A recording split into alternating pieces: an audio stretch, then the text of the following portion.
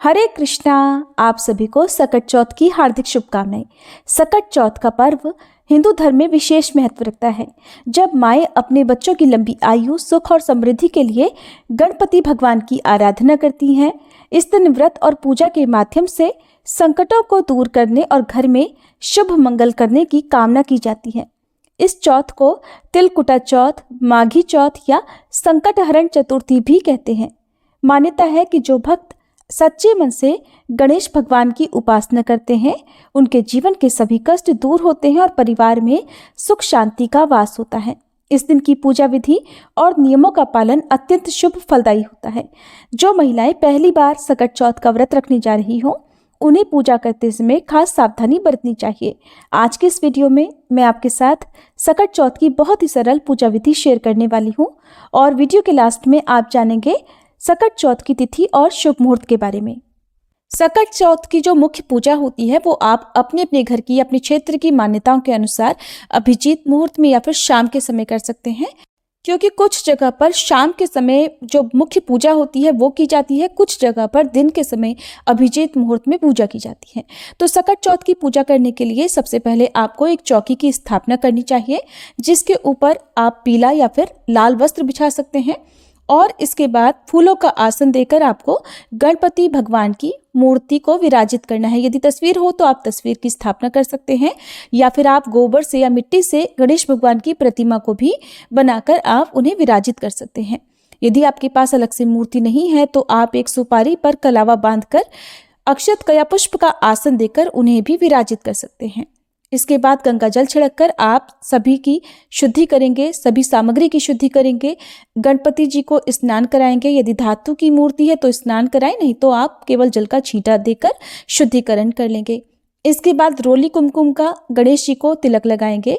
तिलक लगाने के बाद वस्त्र रूपी आप मौली अर्पित करें, जनेऊ अर्पित करें और अगर जनेऊ आपके पास नहीं है तो आप लाल कलावे को भी 7 बार लपेटकर गणेश भगवान को अर्पित कर सकते हैं। इसके बाद आप थोड़े से अक्षत का या पुष्प का आसन देकर एक दिया रखकर प्रज्वलित करेंगे। दिया आप घी का या तिल के तेल का प्रज्वलित कर सकते हैं। सकट चौथ के दिन आप तिल का ज़्यादा से ज़्यादा प्रयोग करें। दिया जलाने के बाद आप दिए का भी पूजन करें, क्योंकि जो दीपक हैं वो हमारी पूजा के साक्षी होते हैं। तो तिलक और पुष्प आदि दीपक को आप अर्पित करें। आज के दिन माँ गौरा की पूजा करनी चाहिए। सकटा माता के रूप में माँ गौरा की पूजा की जाती है, यानी माँ पार्वती की पूजा आज के दिन आपको करनी चाहिए। और उसके बाद आप माता पार्वती का श्रृंगार करें, माता पार्वती को तिलक लगाएं और लाल चुनरी या लाल कलावा माँ को अर्पित करें। फिर आप सकटा माता चौथ माई का ध्यान करें। सकटा माता की यदि आपके पास कथा का पोस्टर है तो उसमें भी आपको सभी तस्वीरें मिल जाएंगी। आप उनमें जो भी तस्वीर बनी हुई हैं उन सभी का तिलक करें और जल का छींटा भी उन्हें दें। पुष्प और माला अर्पित करें। इसके बाद आप गणेश भगवान जी को दूर्वा अर्पित करें। दूर्वा आपको हमेशा एक बंडल बनाकर बांधकर तभी आपको अर्पित करना चाहिए। उस बंडल को आप कलावे से बांध लीजिए और उसके बाद गणेश भगवान को आप दूर्वा समर्पित करें, क्योंकि गणेश जी को दूर्वा अत्यंत प्रिय है। लाल गुड़हल का पुष्प हो तो लाल गुड़हल का पुष्प गणेश भगवान को अर्पित करें। इसके अलावा जो भी पुष्प आपको मिल जाए वो आप गणेश भगवान को और सकटा माता को अर्पित करें। बहुत से लोग चौकी पर कलश की स्थापना भी कर सकते हैं, लेकिन इस वीडियो में मैं आपको बहुत ही सरल और आसान विधि शेयर कर रही हूँ। तो आप अलग से चाहे तो कलश की स्थापना कर सकते हैं, नहीं तो आप 1 लोटा जल भर कर रखें, जिसमें थोड़ा सा गंगा जल मिलाएं, उसमें थोड़े से आप काले और सफ़ेद तिल डालें और थोड़ा सा गुड़ या शक्कर भी आप डालें, क्योंकि सकट चौथ के दिन तिलकुट का भोग भगवान गणेश जी को अवश्य अर्पित किया जाता है। तो तिलकुट आप बनाकर रख लें। इसके अलावा आप यदि तिलकुट नहीं बना सकते हैं तो तिल और गुड़ को आप लड्डू के रूप में बना लें। थोड़ा सा गुड़ पिघलाकर उसमें आप तिल मिलाएं और गोल गोल लड्डू बना लें। मोदक या फिर आप मोतीचूर के लड्डू, पान, सुपारी, इलायची भी आज के दिन भगवान गणेश जी को अर्पित कर सकते हैं। साथ ही मंदिर में कुछ दक्षिणा अर्पित करें।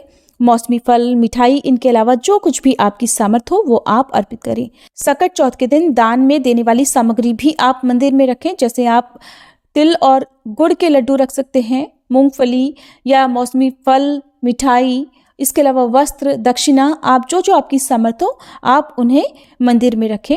इसके बाद आप सच्चे मन से भगवान गणेश जी की पूजा करें, मंत्रों का जाप करें और श्री गणेश अथर्वशीर्ष स्तोत्र का पाठ करें।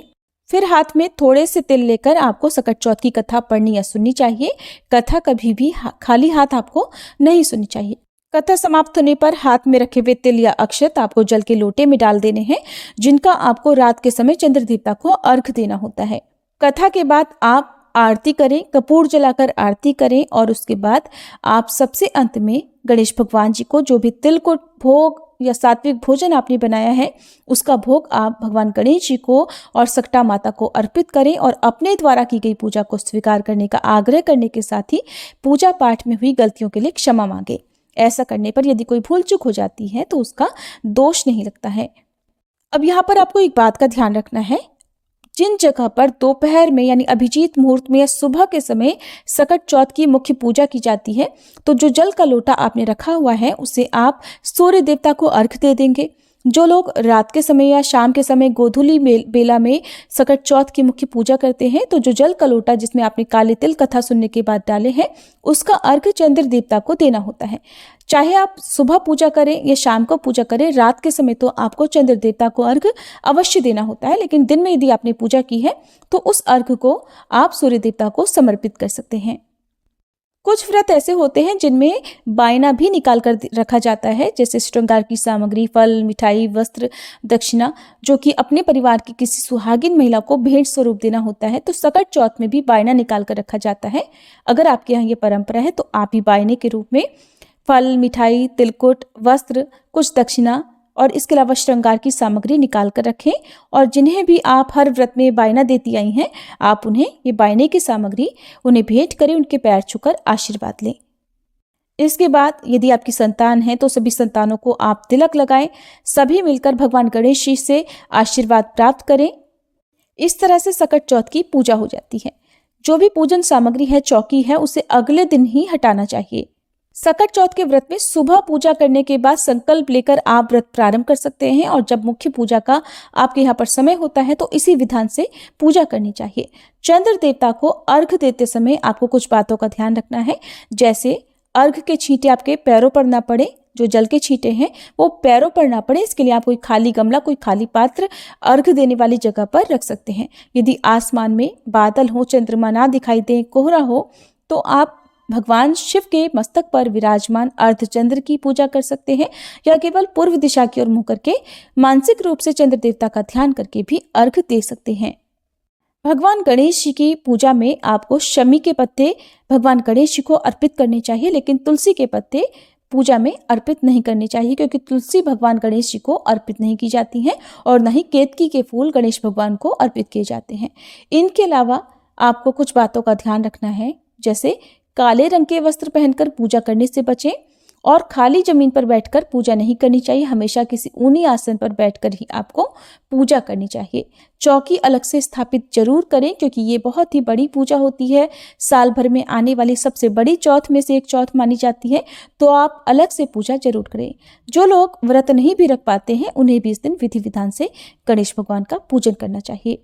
ये थी पूजा विधि की जानकारी। अब जानिए शुभ मुहूर्त के बारे में। इस बार माघ मास के कृष्ण पक्ष की चतुर्थी तिथि प्रारंभ होगी 17 जनवरी दिन शुक्रवार को सुबह 4:07 से और 18 जनवरी शनिवार को सुबह 5:30 बजे चतुर्थी तिथि समाप्त होगी। इसलिए इस बार संकष्टी चतुर्थी यानी सकट चौथ का व्रत 17 जनवरी शुक्रवार को रखा जाएगा। शुक्रवार के दिन सूर्योदय होगा सुबह 7:14 पर, सूर्यास्त शाम 5:59 पर।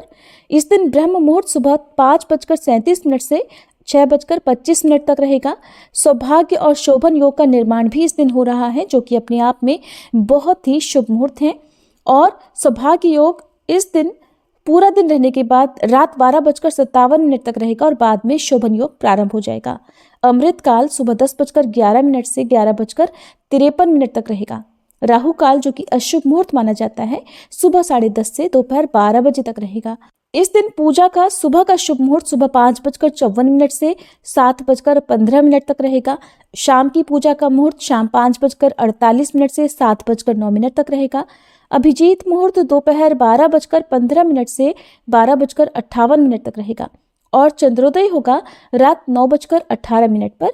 तो शाम की पूजा तो आप अपने समय पर कर सकते हैं, लेकिन चंद्र देवता को जो अर्घ दिया जाएगा वो इस समय के बाद से आप कभी भी अर्घ देकर व्रत खोल सकते हैं। वैसे तो इस व्रत को निर्जला और निराहार ही रखा जाता है, लेकिन जिनकी सामर्थ्य निर्जला निराहार रहने की ना हो वो इस व्रत को फल और दूध के साथ भी ग्रहण कर सकते हैं। व्रत का पारण करते समय मूंगफली, दूध, तिल और गुड़ के लड्डू या फिर शकरकंदी खाकर व्रत का पारण किया जाता है। इसके अलावा सकट चौथ के व्रत में नमक का त्याग करना चाहिए। यदि बहुत आवश्यकता हो तो सेंधा नमक से बने हुए व्यंजन जो कि सात्विक होने चाहिए, जो फलाहार होता है, वो आप ग्रहण कर सकते हैं। ये थी आज की वीडियो। उम्मीद है जानकारी आपको पसंद आई होगी।